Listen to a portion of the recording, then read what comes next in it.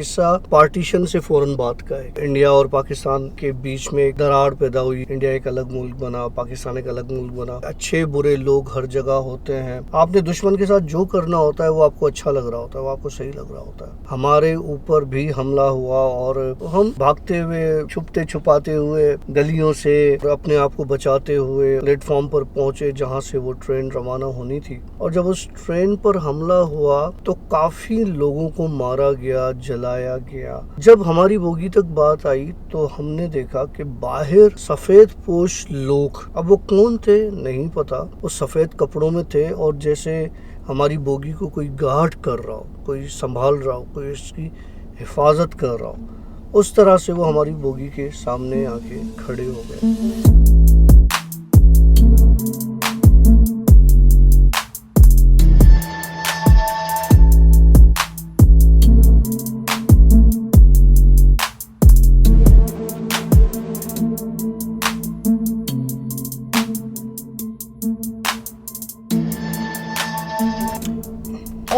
Right friends, السلام علیکم, welcome to yet اندر دا بھوت شو. دا بھوت شو کی ایک اور ہارر اسٹوری کے ساتھ میں ہوں عاشق, اور ہمارے ساتھ موجود ہیں ڈاکٹر کاشف سر. السلام علیکم سر. وعلیکم السلام. کیسے ہیں سر آپ؟ الحمدللہ. سر وہ دوست کہہ رہے ہیں کہ سر اسٹوری صرف آپ سنائیے, دوسرا کوئی بھی انوالو نہیں ہے, تو پھر نیا ٹیلنٹ کیسے آئے گا سر؟ یار میرے حساب سے کہ لوگوں کو آنے دیں یار, قصے سنا دیں. ہر انسان کا اپنا ایک طریقہ ہوتا ہے کہانی سنانے کا, قصہ سنانے کا. لیکن کیا ہے کہ انسیڈنٹس تو ہوتے ہیں نا ہر کسی کے ساتھ. ہر کسی کے ساتھ ہوتے ہیں, اور دیکھیں جس کے ساتھ ہوتے ہیں اگر وہ خود اپنی زبانی سناتا ہے تو اس میں ایک بہت مزہ آتا ہے.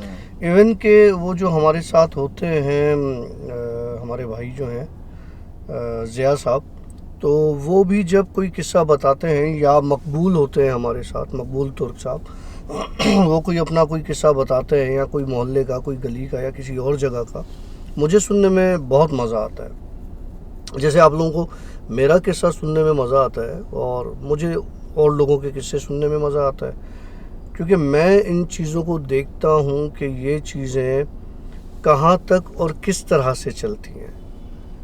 یہ ایک مزے کی بات ہے کہ کافی عرصے سے میرے ساتھ کوئی انسیڈنٹ ہوا نہیں ہے, اور اللہ کا شکر ہے کہ نہیں ہوا, اور ہونا بھی نہیں چاہیے. بس ایک چھوٹا موٹا سا بھی کچھ عرصہ پہلے کہ وہ میرے ایک روم میں جو ہے وہ دو آنکھیں ایسے گھوم رہی تھیں چمکتی ہوئی نا ادھر ادھر, تو ایک چھوٹا سا میں نے اس کو فل ٹائم اگنور کیا, اور میں نے کہا یار اب اگر گھوم ہی رہی ہو تو گھومتی رہو, شکل تو نظر آ نہیں رہی, آنکھیں ہی نظر آ رہی ہیں.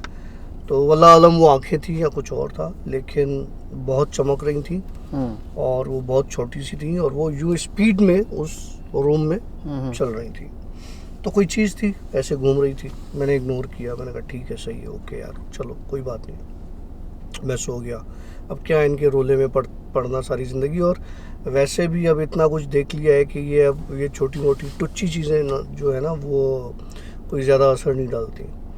مجھے ایک دوست ہیں ہمارے پنجاب سے, انہوں نے بہت اچھا ایک قصہ سنایا. قصہ یہ انہوں نے سنایا کہ یہ قصہ بیسیکلی ان کی دادی کے ساتھ ہوا تھا, دادی یا پردادی کے ساتھ یہ قصہ ہوا تھا.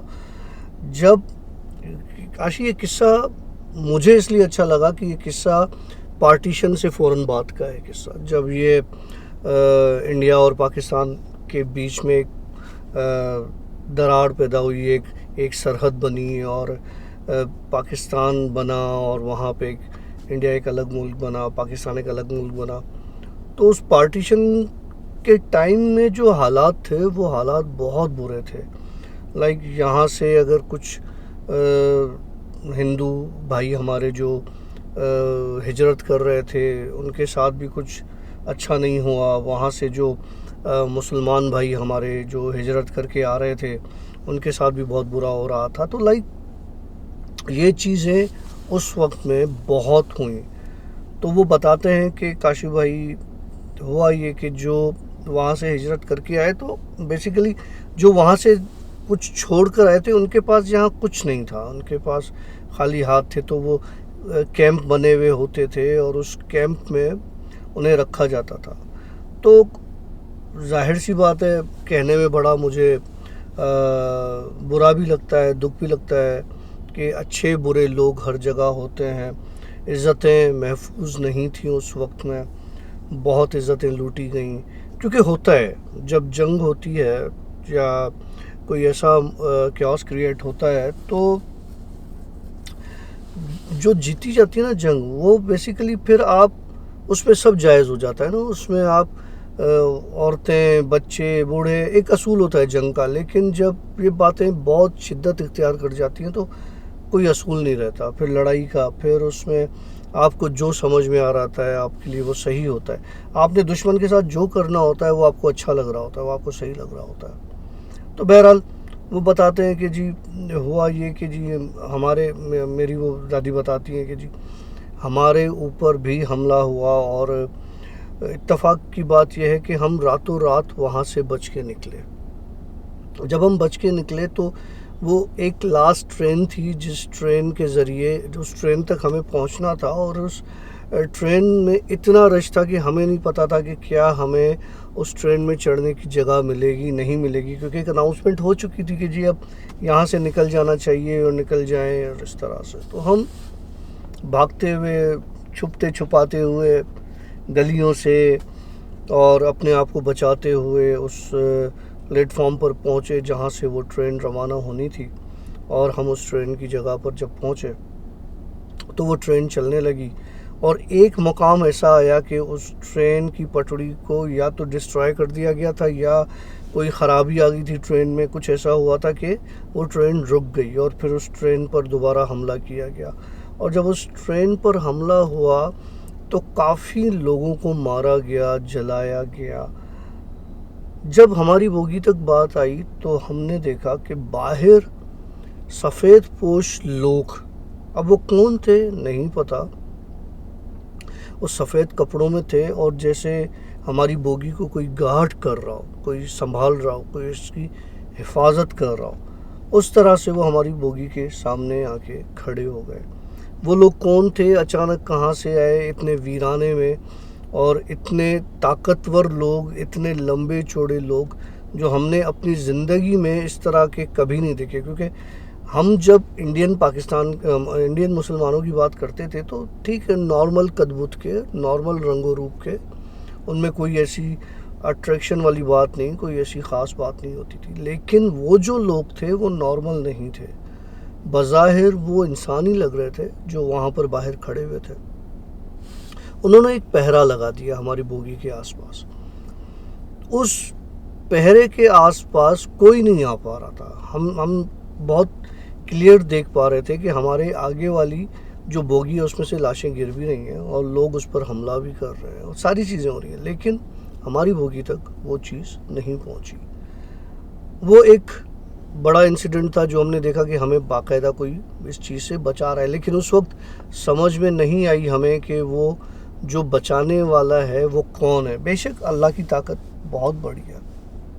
خیر، جیسے تیسے کر کے ڈر و خوف میں ہم پہنچے. جناب اناؤنس ہوا کہ جی آپ پاکستان کی حد میں پہنچ چکے ہیں، اب آپ سیف ہیں، اب آپ سیکیور ہیں. وہاں پہ کیمپ لگے ہوئے تھے. جب ہمیں کیمپ میں اتارا گیا تو ہم ان کیمپوں میں زخمی حالت میں لوگ، جسم چھلنی، اس طرح سے اس کیمپ میں جب ہم پہنچے تو وہاں کا قصہ کچھ الگ تھا. وہاں کا قصہ مجھے یاد پڑتا ہے کہ عائشی منٹو کا ایک ناول ہے، ایک قصہ ہے، کہانی ہے منٹو کی. وہ کہانی مجھے اس قصے سے یاد آ گئی. خیر، تو ہوا یہ کہ ہم نے ہر جگہ تکلیفیں دیکھی، دکھ دیکھے. اب ہمیں نہیں پتا تھا کہ ہم جس دھرتی پر پہنچ گئے ہیں کہ یہاں کے مسئلے مسائل کیا ہوں گے، یہاں کی چیزیں کیا ہوں گی. ہمیں ایک کیمپ دے دیا گیا. ہم اس کیمپ میں چلے گئے کیونکہ گھر تھا نہیں، کھانے پینے کو کچھ تھا نہیں. ہمیں وہ کھانا پرووائڈ کیا جا رہا تھا، وہ ساری چیزیں کی جا رہی تھیں. آدھی رات کو ہماری کیمپ میں ایک مرد کی آواز آتی ہے کہ جی عورتیں الگ کیمپ میں چلی جائیں. اب یہ سمجھ میں نہیں آئی کہ عورتوں کو الگ کیوں کیا جا رہا ہے، عورتوں کو کون الگ کر رہا ہے. کیونکہ میں نام نہیں لے سکتا، میں بول نہیں سکتا، لیکن بات یہ ہے کہ اس وقت کے حالات دونوں طرف کے اچھے نہیں تھے. اور انہوں نے کہا کہ جی ہمیں کہا گیا کہ جی عورتیں الگ ہو جائیں اور مرد الگ ہو جائیں. اب ہمیں ڈر یہ تھا کہ ہمارے ساتھ جو مرد ہیں کہیں وہ ہم سے کھو نہ جائیں, ہم ان سے الگ ہی نہ ہو جائیں اور یہاں پر ایک کوئی نیا قصہ ہی نہ شروع ہو جائے. ہم ڈر کے مارے عورتیں الگ الگ کیمپس میں, وہ جو ہمیں ایک کیمپ کے نمبر الاٹ کیے گئے تھے, ہم ان کیمپ میں عورتوں کو بھیجا گیا اور الگ سے مرد. اچھا ہمیں نہیں پتہ تھا کہ اس کیمپ میں کیا ہے یا وہاں پر ایسی کون سی چیز ہے, اور یہ جو اناؤنسمنٹ ہو رہی ہے, جو ہمیں نکالا جا رہا ہے, وہ کیوں نکالا جا رہا ہے. خیر ہمارے مرد ہمیں گلے لگا کے روتے ہوئے یہی کہ کہیں ایسا نہ ہو کہ یہ ہم اپنے پیاروں کو آخری بار دیکھ رہے ہیں, وہ وہاں سے چلے گئے. مردوں کا کیمپ ایک الگ ہو گیا اور ہم عورتوں کو الگ ایک کیمپ میں بھیج دیا گیا. جب ہم الگ ایک کیمپ میں پہنچے تو وہاں پر ہم نے دیکھا وہی سفید پوش لوگ جو ہماری بوگی کا پہرا دے رہے تھے, ہمارے کیمپوں کا, عورتوں کی کیمپوں کا وہ پہرا دے رہے ہیں. مجھے دیکھ کے یہ بڑی حیرانگی ہوئی کہ یہ لوگ کون ہیں, جبکہ جس نے ہمیں یہاں پہ اتارا ہے اس پلیٹ فارم پر, وہ لوگ تو اس طرح کے نہیں ہیں, وہ تو کسی اور طرح کے ہیں. اور یہ اناؤنسمنٹ کہاں سے ہوئی ہے, یہ ہم عورتوں کو کیوں الگ کر دیا گیا ہے. خیر ہم نے دیکھا کہ وہ عورتیں جو ہیں, ہم سب عورتیں ایک کیمپ میں آئی ہیں اور وہ وہی سفید پوش لوگ ہم عورتوں کی عزت سنبھال رہے ہیں, ہم عورتوں کی وقار آبرو کی حفاظت کر رہے ہیں, باہر ہو کے وہی پہرا دے رہے ہیں. میں بڑا پریشان ہوئی اس چیز کو دیکھ کے. وہ بتاتا ہے کہ میری دادی نے کہا کہ میں نے بڑی ہمت کر کے ان میں سے کسی ایک بندے سے پوچھا کہ تم لوگ کون ہو اور تم لوگ یہاں پر جو یہ پہرا دے رہے ہو, اور جس نے اس وقت ہماری بوگی کے باہر پہرا دیا, تو وہ کون ہو تم لوگ. تو وہ کہتا ہے کہ ہم خدا کی طرف سے بھیجے گئے تمہاری حفاظت پر معمور وہ مخلوق ہیں جس نے دیکھا ہے کہ تمہاری دعاؤں میں اور تم نے جو پڑھا ہے ان میں اتنا اثر ہے کہ اوپر والے نے ہمیں بھیجا ہے تم لوگوں کی حفاظت کے لیے. تو وہ بتاتا ہے کہ میری دادی جو ہے یہ بتاتے ہوئے رو پڑی, اور پھر اس کے بعد کافی معاملات کچھ بہتر ہو گئے. اور جب گھر الاٹ کرنے لگے, گھر کیا ہوتے تھے کہ جی بڑے ہال ہوتے تھے, اس میں دو فیملیز بیچ میں پارٹیشن کر کے بیٹھتے تھے, اور اس طرح سے ہمیں کوارٹرز الاٹ ہوتے گئے. پھر آہستہ آہستہ پنجاب سے لوگ آتے گئے, پھر سندھ آئے, اور اس طرح سے بولے ہم لوگ جو ہے وہ پنجاب کے ایک چھوٹے سے گاؤں میں ہی ہمیں ایک زمین کا چھوٹا سا ٹکڑا دے دیا گیا 2 ایکڑ کا کہ یار یہ آپ لے لیں, اور آپ کی جو وہاں پہ زمین ہے اس کے عوض ہم آپ کو یہ دے رہے ہیں, اور آپ یہاں پہ کھیتی باڑی کریں اور اپنا گھر, اپنا کاروبار, اپنی یہ ساری چیزیں چلائیں. ہم نے وہاں پر رہنا شروع کر دیا. اب جب ہم نے وہاں پر رہنا شروع کر دیا تو ہمیں نہیں معلوم تھا کہ اس وقت کہ وہ جو جگہ ہمیں دی جا رہی ہے اس جگہ کے ساتھ کیا مسئلے مسائل ہیں. اس جگہ کے ساتھ ہم نے جب وہاں پہ رہنا شروع کیا تو ہم وہاں پر کافی عرصہ رہے, اور ہم جو کچھ وہاں پر آباد کرنے کی کوشش کرتے تھے, کچھ بوتے تھے, تو وہ جل جایا کرتا تھا. زمین بظاہر بہت زرخیز ہوا کرتی تھی, زمین بہت اچھی ہوا کرتی تھی, لیکن اس زمین پر ہم جو کچھ بھی بیج بوتے تھے, ہم جو کچھ بھی کھاد کرتے تھے, ہم جو کچھ بھی سبزی لگاتے تھے, وہ جل جاتی تھی, وہ ہوتی نہیں تھی. ہم بڑا پریشان ہوئے کہ اب یہاں پر یہ معاملات کیا معاملات ہیں. تو پتہ چلا کہ جی یہاں سے جو لوگ بھاگ رہے تھے, جو جا رہے تھے, ان میں سے کافی لوگوں نے اپنے آپ کو جلا کے خودکشیاں کر لی تھیں, اور وہ اس زمین میں دفن تھے, اس زمین میں مدفون تھے. جو کہ جب ہمیں اس طرح سے پتہ چلا جب ہم نے ہل چلانا شروع کیے. اب اللہ جانتا ہے کہ وہ جلا دیے گئے یا انہوں نے خودکشیاں کر لی, کیونکہ جنگ میں سب جائز ہوتا ہے. تو ہمیں انسانی ڈھانچے ملے, ہمیں اور چیزیں ملی. پھر جس گھر میں ہم رہتے تھے اس گھر میں ہوتا یہ تھا کہ ہمیں آدھی رات کو کچھ پڑھنے کی آوازیں آتی تھی, جو کہ ہمارے مذہب سے ریلیٹ نہیں کرتی تھی چیزیں, اور وہ اتنی زور کی ہوتی تھی کہ چیخیں اور وہ پڑھنا کہ ہم اپنا گھر چھوڑنے پر آدھی رات کو مجبور ہو جاتے تھے کہ کہیں یہ ہمارے اوپر کوئی اور مصیبت ہی نہ آ جائے. تو دادی نے کہا کہ یہ قصہ کافی عرصہ چلتا رہا. پھر ہم نے وہاں سے اس مکان کو چھوڑا, اس گاؤں کو چھوڑا. پھر ہم تھوڑا سا شہر کی طرف آئے اور ہم نے محنت مزدوری کی اور آہستہ آہستہ کر کے ہم نے اپنا ایک سیٹ اپ بنایا. لیکن جو ہمارے ساتھ چیزیں جڑ گئیں اس زمین سے, اس زمین کی جڑی ہوئی چیزوں نے کبھی ہمیں سکون کا سانس لینے نہیں دیا. ہم جو کاروبار کرتے تھے وہ فلاپ ہو جاتا تھا اور وہ ناکام ہو جاتے تھے اس میں, اور اس میں کوئی پروفٹ نہیں, لاس ہو جاتا تھا. اور ہمیں جو ہے وہ اولاد بڑا آسانی سے نہیں ہونا تھا. ہمارے اولاد جو بڑی تھی ان کی شادیوں کے معاملات تھے وہ نہیں ہو پا رہے تھے. تو ہم نے پھر یہاں پر جو حافظ القرآن تھے اور اس طرح سے ہم نے ان سے جا کے بات کی کہ یہ کیا معاملات ہیں, ہم اس طرح سے آئے. تو انہوں نے کہا کہ جی دیکھیں, آپ جس جگہ جو آپ کو الاٹ کی گئی تھی وہ غیر مسلمس کی جگہیں تھیں. ان میں وہاں پہ ان کی جو ہے وہ یوں سمجھ لو جیسے کہ شمشان وغیرہ بھی تھے. تو وہاں سے چیزیں آپ کے ساتھ جڑی ہیں اور آپ کو یہ پڑھائی کرنی پڑے گی, ہم یہ کریں گے جس سے یہ ساری چیزیں آپ کی ختم ہو جائیں گی. تو دادی کہنے لگی کہ جی وہ سارے مراحل سے ہم گزرے.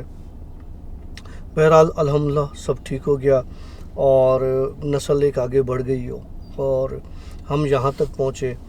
اب مسئلہ یہ ہے کاشف بھائی کہ یہ جو دادی نے قصہ بتایا سارا, وہ ساری چیزیں تو ہو گئیں, لیکن اب میرے ساتھ اکثر یہ ہوتا ہے کہ رات کو جب میں سوتا ہوں, جب میں گہری نیند میں جاتا ہوں تو مجھے مورتیاں نظر آتی ہیں, مجھے لوگ جلتے ہوئے نظر آتے ہیں, مجھے جو ہے وہ چیخیں لوگوں کی سنائی دیتی ہیں اور میری بڑی کرب والی رات ہوتی ہے. اور کبھی کبھی ایسا بھی ہوتا ہے کہ میں پوری رات سو نہیں سکتا. اور یہ ایسے نہیں کہ میری دادی کے قصے سننے کے بعد میرے ساتھ ہوا ہے, یہ اس سے کافی عرصہ پہلے سے ہی میرے ساتھ یہ ساری چیزیں چل رہی ہیں. تو مجھے بتائیں کہ میں اس کا کیا کر سکتا ہوں, میرے ساتھ اور کیا ہو سکتا ہے. اور اس نے ایک بڑی مزے کی بات بتائی کہ کوئی عورت ہے جو کہ مسلم نہیں ہے, وہ یہ کہتی ہے کہ وہ اس وقت سے ہمارے خاندان کے ساتھ ہے اور یہ آخری ہمارے خاندان کا جو آخری بندہ بچے گا اس وقت تک اس خاندان کے ساتھ ہوگی جب تک اس خاندان کے سارے افراد مر نہیں جاتے. تو اب اس عورت سے کیسے جان چھڑائی جائے, کیونکہ مجھے یہ لگتا ہے کہ اس عورت کی وجہ سے ہمارے ساتھ کافی خراب معاملات ہیں. لیکن ایسا بھی ہوتا ہے کہ کبھی کبھی وہ عورت مجھے بہت زیادہ فائدہ پہنچا کے جاتی ہے. تو یہ ایک قصہ بڑا اچھا مجھے اس کا لگا جو اس نے میرے ساتھ شیئر کیا. اب اس کے ساتھ جو ہوگا یا اس کی جو بھی جان چھڑانے کے لیے جو بھی کوشش کر سکوں گا میں کروں گا. آپ کو عاشق کبھی ایسا فیل ہوتا ہے کہ آپ سو رہے ہو اور آپ ایک دم جھٹکے سے اٹھتے ہو, لائک کہ جیسے کسی اونچی جگہ سے گر گئے ہو؟ ایسا کبھی ہوا ہے آپ کے ساتھ؟ یا آپ لوگوں میں سے کسی کے ساتھ ایسا ہوا ہو کہ سوتے سوتے ایسی گہری نیند میں آپ کو ایسا لگتا ہے کہ آپ گر گئے ہو کہیں پہ اور آپ اٹھ کے بیٹھ جاتے ہو کہ میں گرا تو نہیں ہوں؟ ایک دو بار شاید ایسی کوئی فیل, مطلب آپ کو پتہ ہے, ہاں آپ کو پتہ ہے وہ کیا ہوتا ہے؟ وہ ایسی پوائنٹ ہوتی ہے جہاں پر آپ کی ہارٹ بیٹ بالکل رک جاتی ہے,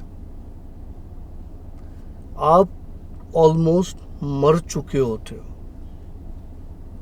جب آپ کے ساتھ ایسا ہوتا ہے نا کہ آپ فوراً اٹھتے ہو, اس وقت آپ کی ہارٹ بیٹ 0 تک پہنچ چکی ہوتی ہے, بالکل ختم ہو چکے ہوتے ہو آپ. آپ کا برین ایک سینسر بھیجتا ہے آپ کی باڈی کو, ایک شاک دیتا ہے یہ دیکھنے کے لیے کہ آپ واقعی میں مر گئے ہو. تو وہ جب شاک لگتا ہے آپ کو تو آپ کو ایسا فیل ہوتا ہے کہ میں کہیں گہری جگہ سے اٹھ کے آیا ہوں. وہ بیسیکلی آپ حیران ہو جاؤ گے, آپ زندگی اور موت کے بیچ کے راستے پر ہوتے ہو, درمیان میں ہوتے ہو. اگر وہ شوق آپ کو نہیں لگتا تو اس کا مطلب یہ پھر آپ پکے مر جاتے ہو. میرے ساتھ اکثر ایسا ہوتا ہے. میں اس حساب سے میں نہ جانے کتنی بار موت کے ساتھ جو ہے نا وہ کھیل کے آ چکا ہوں کہ میں جھٹکا ایک لگتا ہے اور مجھے لگتا ہے میں بہت گہری جگہ پر گرا ہوں اور میں فوراً سے اٹھ جاتا ہوں. یہ جس کے ساتھ ہوتا ہے وہ کمنٹ میں بتائیے گا. تو میں آپ کو بتاؤں گا کہ یہ موت آپ کو کتنے قریب سے لے جاتی ہے, کتنے قریب لے جاتی ہے, کیونکہ انسان چلتا دل پر ہی ہے نا. جب دل بند ہو جاتا ہے تو انسان ختم ہو جاتا ہے, لیکن دماغ اس کو کہتا ہے کہ مرا نہیں ہے تو بیٹا ابھی زندہ ہے تو ابھی چل. مجھے کمنٹ میں ضرور بتائیے گا. اچھا, آج ڈاکٹر صاحب گالیاں بہت ملیں گی آج. ہاں مجھے پتہ ہے ٹاپک ایسا ہے. آج ہاں انڈیا پاکستان نہیں دیکھیں, وہ اس میں میں نے نہ کسی ملک کی برائی کی ہے, نہ میں نے کسی لوگوں کی برائی کی ہے. میں نے ایک قصہ سنا ہے, اور پارٹیشن شاید اچھا ہوا شاید برا ہوا, میں اس پہ کوئی کمنٹ نہیں کروں گا, لیکن یہ ساری سیاست تھی. اس سیاست کے چکروں میں نہ آپ پڑھیے گا نہ ہم پڑھتے. آپ اسٹوری سنیں, اسٹوری انجوائے کریں اور دبا کے کمنٹ کریں. اچھا, وہ جو زمین پر آپ کہہ رہے تھے کہ اس بندے نے کہ آپ کو بتایا کہ اس زمین پر جب وہ کوئی چیز جب وہ لگانے لگتے تھے تو آپ کہتے ہیں ان کو ہڈیاں ملی, اور شاید وہاں پہ شمشان گھاٹ بھی تھا ان کا, نان مسلمز رہتے تھے.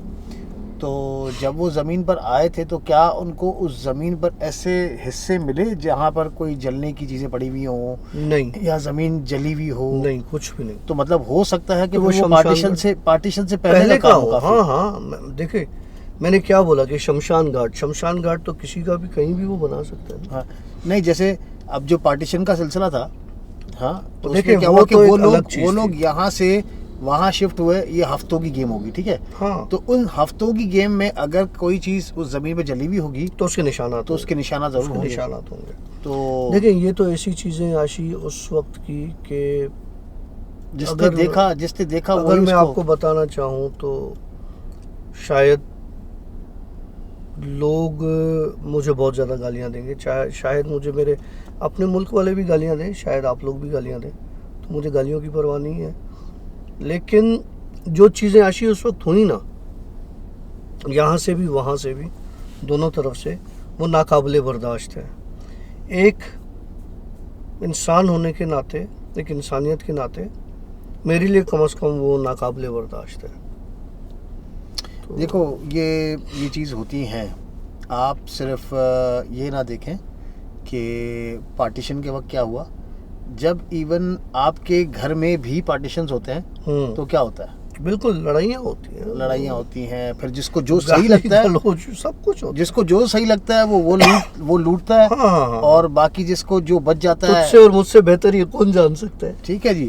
تو یہ چیزیں بھی ہیں. مطلب اس میں ایسے ہوتا ہے کہ اگر آپ شریف انسان ہیں, آپ چاہتے ہیں کہ بھائی سب کو برابر کا حصہ مل جائے, تو آپ کیا کہتے ہو, آپ خاموشی اختیار کر لیں. اب جیسے اللہ رحم کرے ہم دونوں نے خاموشی اختیار کی. تو یہ ہے کہ میں یہ کہتا ہوں یہ سب چیزیں یہاں پہ رہ جائیں گی, رہ جائے گا. باقی آپ کے جو رشتے ہیں, 4-5 جو رشتے آپ کے بچ جائیں گے, اللہ کا نام تو رہے گا انشاءاللہ تعالی وہ. لیکن یہ کہ وہ جو 4-5 رشتے رہ جاتے ہیں نا, وہ محبتیں بس قائم رہ جائیں, باقی سب خیر. صحیح کہہ رہے ہو. باقی سب کچھ یہاں رہ جانا ہے یار. یہ پارٹیشن کے ٹائم پہ کسی بھی پارٹیشن کے ٹائم پر یہ ایسا ہوتا ہے. وہ سکندر اعظم تھا نا, اس نے کہا کہ یار جب میں اس کی وصیت تھی کہ میں مروں تو میرے کفن سے میرے دونوں ہاتھ نکال دینا. تو کسی نے پوچھا کہ ایسا کیوں؟ کہنے لگا کہ میں دنیا کا یہاں کا سب سے بڑا بادشاہ ہوں, سکندر اعظم بھی اپنے دونوں ہاتھ خالی کر کے جا رہا ہے. تو وہ کفن کی جیب نہیں ہوتی یار, نہ قبروں میں الماریاں ہوتی ہیں, نہ کفن کی جیبیں ہوتی ہیں. بالکل صحیح کہا گیا. یہ خیر جی, کیسی لگی آپ لوگوں کو اسٹوری؟ میں امید کرتا ہوں آپ لوگوں کو اسٹوری آج کی کافی چبھی ہوگی دونوں طرف. تو ہمیں ضرور اپنے کمنٹ میں بتائیے گا کہ آپ لوگوں کو کتنی چبھی. تو جی اپنا بہت ذرا خیال رکھیے گا, اور ہم لیں گے آپ لوگوں سے اجازت. آج جو ہے بڑی اچھی اسٹوری تھی, بہت اچھی. میں خود اس طرح کی اسٹوریز کو جو تھوڑی سی کہتے ہیں نا کہ ریئلسٹک بھی ہوتی ہیں چیزیں جس میں, تو وہ چیزوں کو میں زیادہ انجوائے کرتا ہوں. کچھ چیزیں ایسی ہوتی ہیں جو دماغ تصور نہیں کرتا ہے کہ یار یہ کیسے ہو سکتا ہے. تو کچھ چیزیں ایسی ہوتی ہیں تصور بھی کر رہا ہوتا ہے کہ ہاں یار یہ ریئل انسیڈنٹس ایسے ہوئے جن کو ہم لوگوں نے تو ویژولائز نہیں کیا تھا اس وقت, ہمارے بڑوں نے دیکھا, اور اس کے بعد ہم لوگ ان چیزوں کو, اسٹوریوں کو سنتے ہیں اور آگے پھر پھیلاتے ہیں. تو خیر that was a very good story, مجھے بہت پسند آئی, اور محبتیں امید کرتا ہوں کہ ہر جگہ پر قائم اور دائم رہیں, عزتیں سب کی برقرار رہیں.